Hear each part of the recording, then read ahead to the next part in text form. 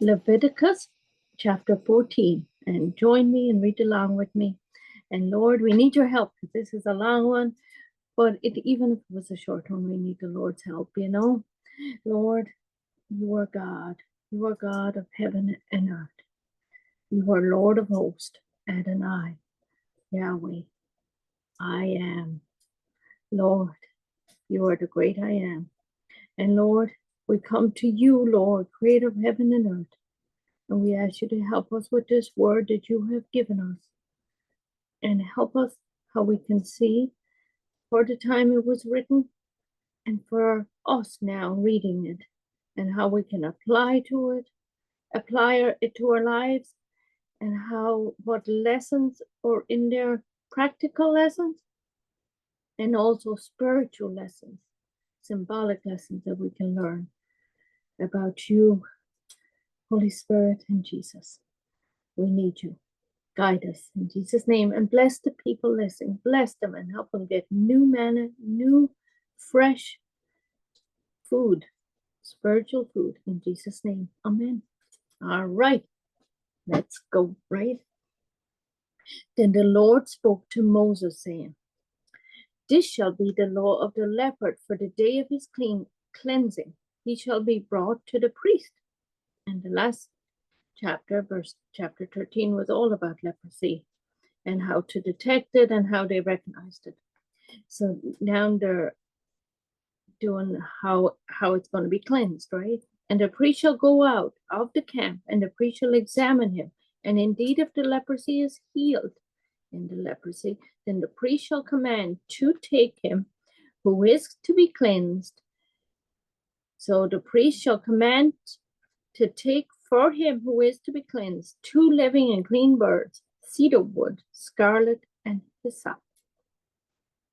Now remember, when the lepers were healed in the Gospels, and Jesus told them, "Go show yourself to the priest," because he knew the priest would see, right, and they would do this, right. And the priest shall command that one of the birds be killed in an earthen vessel over running water. As for the living bird, he shall take it, the cedar wood and the scarlet and the hyssop, and dip them and the living bird in the blood of the bird that was killed over the running water. And he shall sprinkle it 7 times on him who is to be cleansed from the leprosy. He shall pronounce him clean, and shall let the living bird loose in the open field. Well, it seems very symbolic, right? Thank you, Jesus. Amen.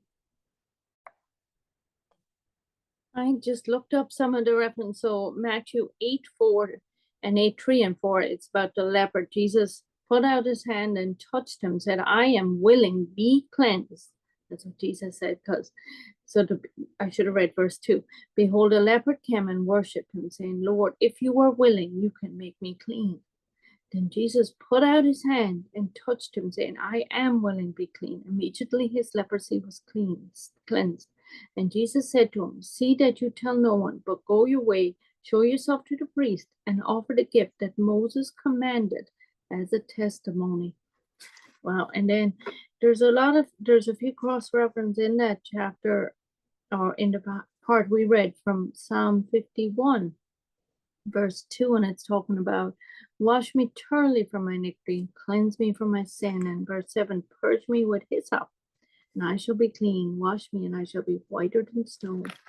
So just that image you read from there. And now I gotta find my way back to Leviticus 14, and we're back to verse 7. Thank you for following along. All right, and verse 8, that was where they let the bird free. "And he shall sprinkle it 7 times on him who is to be cleansed from the leprosy, and shall pronounce him clean, and shall let the living bird loose in the open field. He who is to be cleansed shall wash his clothes, shave off his hair, and wash himself in water, that he may be clean. After that he may come into the camp and stay, and he shall come into the camp and shall stay outside his tent for 7 days. But on the 8th day he shall shave all the hair off his head, and off his beard, and off his eyebrow. All his hair he shall shave off. He shall wash his clothes and wash his body in water, and he shall be clean. On the 8th day he shall take 2 male lambs without blemish, 1 ewe lamb, like the female, of the first year without blemish, 3/10 of an ephah of fine flour mixed with oil as a grain offering, and 1 log of oil. Then the priest who made him clean shall present the man who is to be made clean and those things before the Lord at the door of the tabernacle meeting. And the priest shall take 1 male lamb and offer it as a trespass offering, and a log of oil, and wave them as a wave offering before the Lord. Then he shall kill the lamb in the place where he kills the sin offering and the burnt offering in the holy place. As the sin offering is the priest, so the trespass offering. So is the trespass offering. It is most holy. The priest shall take some of the blood of the trespass offering, and the priest shall put it on the tip of his right ear of him who is to be cleansed, on the right thumb of his right hand, and on the big toe of his right foot. And the priest shall take some of the log of oil and pour it into the palm of his own left hand. Wow.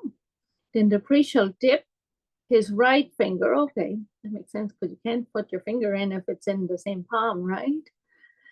Okay, so then the priest shall dip his right finger into the oil that is in his left hand, and sprinkle some of the oil with his finger 7 times before the Lord.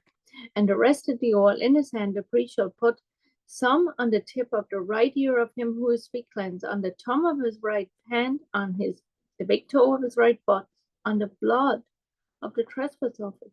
The rest of the oil that is in the priest's hand he shall put on the head of him who is to be cleansed. So the priest shall make atonement for him before the Lord. Then the priest shall offer a sin offering and make atonement for him who is to be cleansed from his uncleanness. Afterwards he shall kill the burnt offering.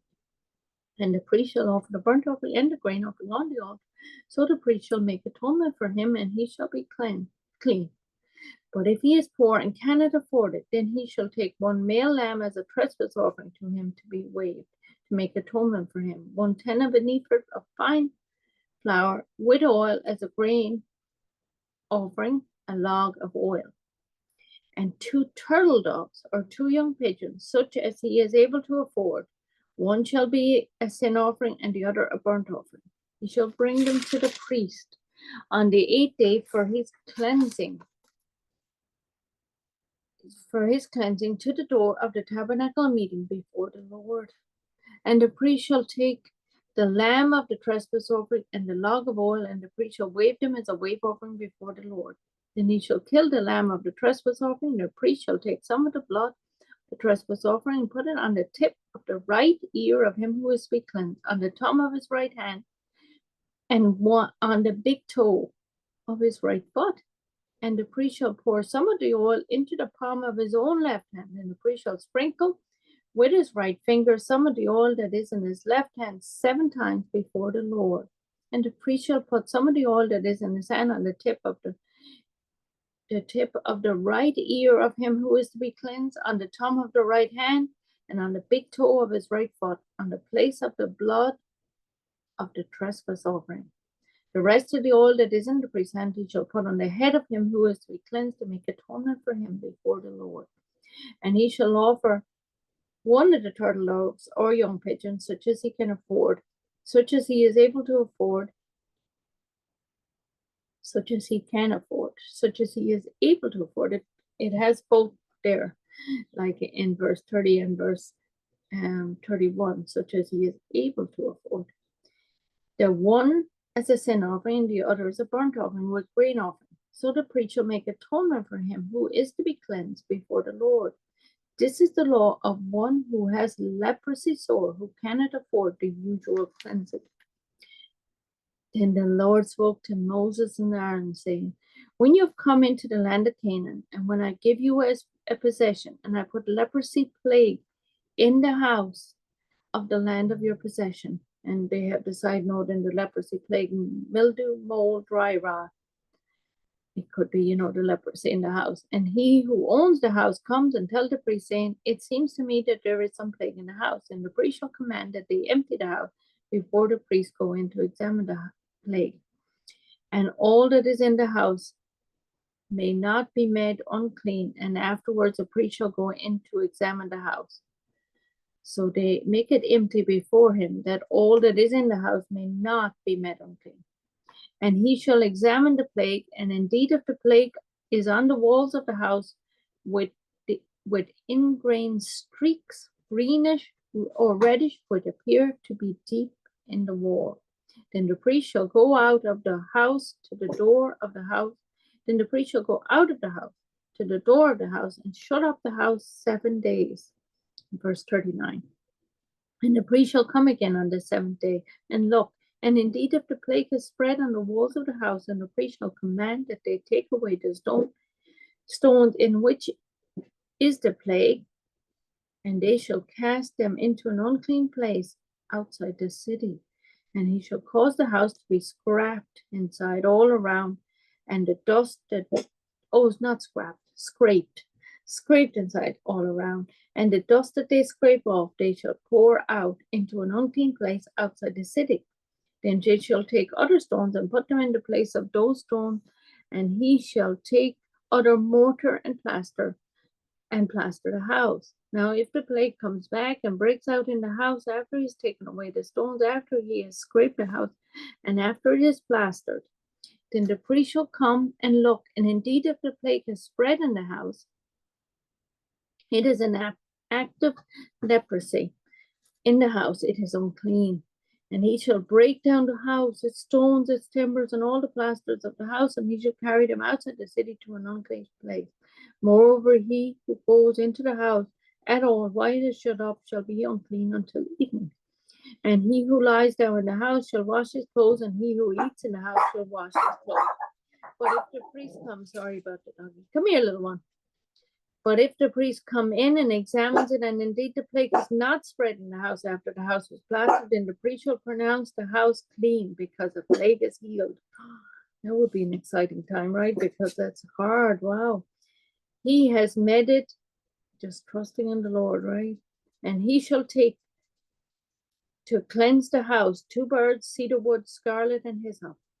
Then he shall kill one of the birds in an earthen vessel over running water. And he shall take the cedar wood, the hyssop, the scarlet, and the living bird, and dip them in the blood of the slain bird, and and in the running water, and sprinkle the house 7 times. And he shall cleanse the house with the blood of the bird and running water, and the living bird with the cedar wood, the hyssop, and the scarlet.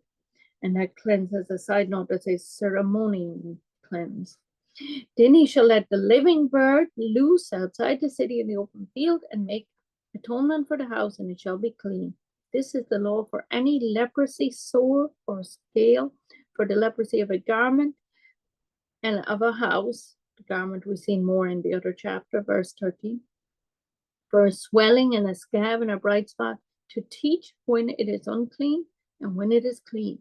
This is the law of leprosy. Oh, take a deep breath, Lord, and then we'll be back again. So, Lord, bless you, everyone, as we read this and try to understand it all with the help of the Holy Spirit. And Lord, bless you all. Bless your days. May the Lord bless you and keep you. May he make his face shine upon you and be gracious to you. May he lift up his countenance upon you, or turn his face toward you and give you peace. In Jesus' name, Lord bless you all.